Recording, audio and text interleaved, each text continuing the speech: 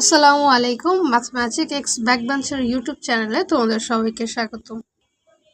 আজকে তোমরা বাংলা প্রথম পত্র পরীক্ষা দিয়ে আসছো এবং তোমাদের অনেকের মাথায় একটা টেনশন যে বাংলা পরীক্ষায় আসলে আমার হয় এমসিকিউ খারাপ হয়েছে বা সিকিউ খারাপ হয়েছে, এই দুইটাতে আসলে আমার পাস মার্ক কততে। একটা চান্স আছে যে খারাপ হইলেও ভালো করা যায়। বাংলায় আর ইংলিশে হচ্ছে একটা কামব্যাকের সুযোগ আছে। তো কামব্যাকটা কিভাবে? এই বাংলায় তোমার যেটা সিকিউ আছে, মানে 70 আর 70, এই সিকিউ আর হচ্ছে এমসিকিউ মিলে হচ্ছে পাস। এই যে 140 আছে, এইখানে অ্যারাউন্ড তুমি যদি 46 প্লাস রাখতে পারো তাহলে তোমার পাস।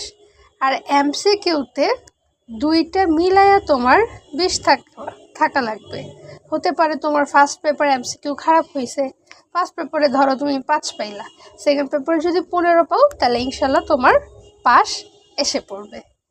যাদের এক্সাম খারাপ হয়েছে টেনশন না করে দ্বিতীয় পত্রে কামব্যাকের জন্য প্রস্তুতি নাও।